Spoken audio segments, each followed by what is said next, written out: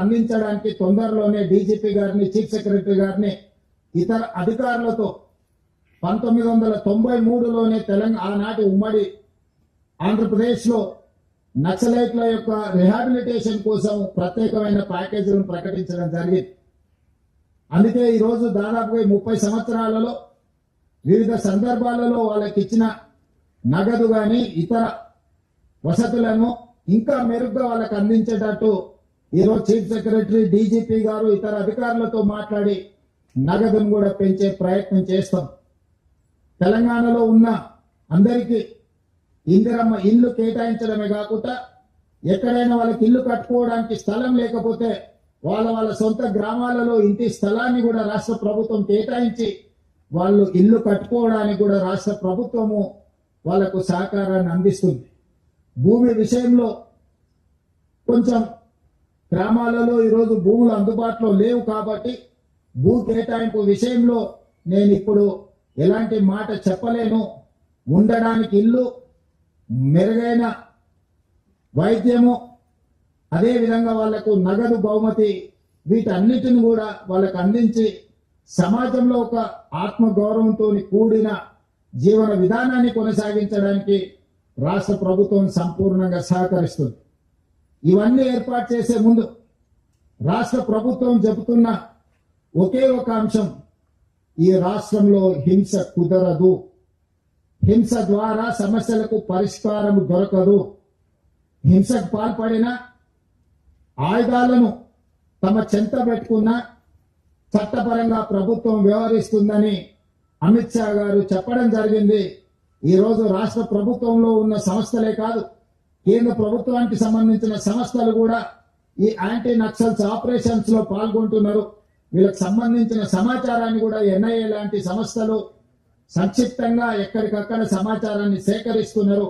ఆ సంస్థలు కూడా కఠినంగా వ్యవహరిస్తాయి. కాబట్టి ఈ రోజు అజ్ఞాతవాసంలో ఉన్న నక్సలైట్లకు నా సూచన, విజ్ఞప్తి, నా పిలుపు ఒక్కటే, మనమందరం ప్రజాస్వామ్యంలో ప్రజాస్వామ్యబద్ధంగా ప్రజా సమస్యల్ని పరిష్కరించుకుందాం.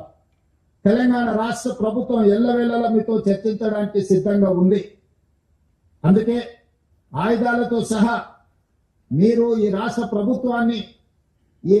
ప్రభుత్వం యొక్క పిలుపు మేరకు మీరు సరెండర్ అవుతే అన్ని రకాలుగా తెలంగాణ రాష్ట్ర ప్రభుత్వం మీ బాగోగులను చూసుకుంటుంది. కేంద్ర ప్రభుత్వానికి కూడా నేను విజ్ఞప్తి చేసిన, అమిత్ షా గారు కూడా తెలంగాణ రాష్ట్ర ప్రభుత్వానికి స్వేచ్ఛ ఇచ్చిందో, ఆరోగ్యం విషయంలో, ఆర్థిక వెసులుబాటు విషయంలో, నివసించడానికి ఇంటి స్థలము, ఇల్లు నిర్మాణానికి ఆర్థిక పరమైన సహాయంలో కూడా మమ్మల్ని స్వేచ్ఛగా ముందుకు వెళ్ళమని అమిత్ షా గారు చెప్పిండు మొన్న జరిగిన చర్చల సందర్భంగా. అందుకే కేంద్ర ప్రభుత్వం సూచన మేరకు తెలంగాణ రాష్ట్ర ప్రభుత్వం విజ్ఞప్తి చేస్తుంది, ముప్పాలపు లక్ష్మణరావు గారు అలియాస్ గణపతి గారితో సహా, ఎందుకంటే కొండపల్లి సీతారామయ్య గారి తర్వాత నక్సలిజంలో అంత గుర్తింపు, ప్రజల యొక్క గుర్తింపు ఉన్న వ్యక్తి గణపతి గారు. 75 సంవత్సరాల పైగా వారి వయసు ఉండొచ్చు. వారి ఆరోగ్య పరిస్థితి కూడా బాగలేదని మా అధికారులు నాకు చెప్పడం జరిగింది. వారి ఆరోగ్యానికి, వారి ప్రాణానికి వారు సరెండర్ అవుతే తెలంగాణ ప్రభుత్వం పూర్తిగా రక్షణ కల్పిస్తుంది. వారితో సహా సెంట్రల్ కమిటీ గాని, స్టేట్ కమిటీ గాని వివిధ హోదాలలో అజ్ఞాతవాసంలో ఉన్న నక్సలైట్లను జనజీవన స్రవంతిలోకి రాండి అని చెప్పి తెలంగాణ రాష్ట్ర ప్రభుత్వం పిలుపు ఇస్తుంది. ఈ పిలుపు ద్వారా ఒక మంచి పరిణామం తెలంగాణ రాష్ట్రంలో జరగాలి. ఈ రోజు సాధించుకున్న తెలంగాణను పునర్నిర్మించుకుందాం. మీరందరూ కూడా జనజీవన స్రవంతిలోకి రాండి. తెలంగాణ పునర్నిర్మాణంలో భాగస్వాములను కాండి. గ్రామీణ ప్రాంతాలలో, తండాలలో, గూడాలలో, మారుమూల పల్లెల్లో, అటవీ ప్రాంతంలో ఉన్న గిరిజనుల యొక్క హక్కులను, అక్కడ వాళ్ళ ఆర్థిక స్తోమతను పెంచడానికి ఈ ప్రభుత్వం కట్టుబడి ఉన్నది. ఈ ప్రభుత్వం అన్ని వసతులను ఏర్పాటు చేస్తుంది.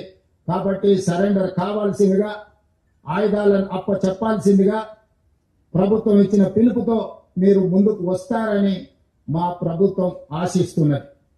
आज पत्रकारों से मैं एक ही बात कहना चाहता हूं, कुछ दिन पहले जो central committee members Chandranna, Devji, Damodar, Sujata Kaur उनके साथी मुझे मिलने के लिए आए थे, वो लोग ये सुझाव दिए कि आगे भी गणपति जी अभी जितना भी जो अंडरग्राउंड में है, जो जंगल में जनता के लिए जो लड़ रहा है हथियार लेकर, वो सब लोग अगर राज्य सरकार केंद्र सरकार सहकार दिए तो उन लोगों को एक भरोसा दिलाए तो वो लोग जनजीवन संबंध में मिलने के लिए तैयार है। तो वो चर्चा हुई। उसके बाद में दिल्ली गया हुआ है, गृह मंत्री अमित शाह जी से मैं मिला। जो सेंट्रल कमेटी मेंबर जो प्रपोजल किए वो प्रपोजल उनके सामने रखा। मैं तेलंगाना राज्य में 2024 के बाद हम लोग कुछ कम 700 नक्सलवादियों को सरेंडर करवा लिए, 250 हथियारों को भी वो लोग सरेंडर किए। आज के तारीख में 130 लोग, 124 हथियार, उसमें AK-47 SLR अच्छे वेपन्स हथियार आज सरेंडर किए। 7,000 बुलेट्स भी आज सरेंडर में वो लोग हमारे हाथ पुलिस डिपार्टमेंट को हैंड ओवर किए। तो इसीलिए हम जो बात कहना चाहते हैं कि हथियारों से कुछ होने वाला नहीं है। जब आजादी के लिए हम लड़ रहे थे, महात्मा गांधी जी ने एक रास्ता दिखाया। जो अंग्रेजों के खिलाफ हम लड़ाई की, हथियारों से लड़ाई नहीं की, हथियारों से हमको आजाद नहीं मिला है। शांत युद्ध से, शांत पद से हम लोग आजादी हासिल कर लिए। एक जंग को जीत सकते, एक देश को आजादी दिलवा सकते। शांति मार्ग से अगर हम लड़े, सब कुछ कामयाब हो सकता है। महात्मा गांधी जी ने रास्ता दिखाया। जो महात्मा गांधी जी ने जो देश आज सुकून से जी रहा है, इसीलिए इस देश में कोई इंसान के लिए जगह नहीं है। हथियार लेकर एक आदमी दूसरे इंसान को नहीं मार सकता है। सरकार जब कानून लागू करने के लिए हथियार इस्तेमाल कर सकते हैं, मगर सरकार के बिना कोई आम जनता हथियार पकड़ना इस देश में कोई किसी को परमिशन नहीं है। इसीलिए गणपति जी से लेकर जो सेंट्रल कमेटी मेंबर्स है, जो अंडरग्राउंड नक्सलवादी है, गृह मंत्री जी से मेरी बात हुई। गृह मंत्री जी ने साफ ने ये कहा कि किसी के हाथ में हथियार नहीं रहना। अगर हथियार है, सरकार उनके पीछे पड़ने वाला है। तो हथियार छोड़कर जनजीवन में आ जाओ। तेलंगाना सरकार आपको भरोसा दे रहा है। तेलंगाना सरकार ने आपके हेल्थ के लिए, री एम्प्लॉयमेंट के लिए, आपको रहने के लिए घर, सब कुछ तेलंगाना सरकार ने आप लोगों को वादा कर रहा है। किसी को भी इसमें जिसको भी तकलीफ है, तकलीफ दूर करने के लिए तेलंगाना सरकार और हमारा अधिकारी सब लोग तैयार है। इसीलिए इतने लोग, 130 लोग एक जगह में, मेरे ख्याल से अभी तक इस देश में इतने सारे हथियारों के साथ इतने सारे नक्सलवादी कोई किसी सरकार के सामने सरेंडर नहीं हुए।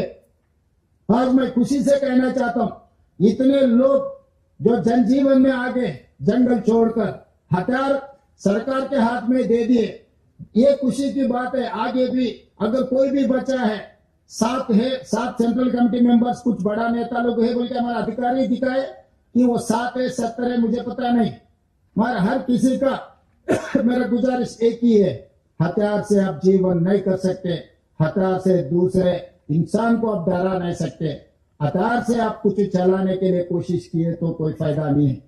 इसीलिए आज जो कार्यक्रम हो रहा है, हम जिसको मदद किए, तो सब लोगों के आज जिसमें भी जो लोग हैं, आपके पुराने साथियों को आप एक ऐलान करो कि वापस आके जनजीवन में मिलने के लिए। यह सरकार आपके सरकार है, आपके उम्मीद से सरकार बना हुआ है। हम डेमोक्रेटिक प्रोसेस में, not with bullet, we can do miracles with ballot.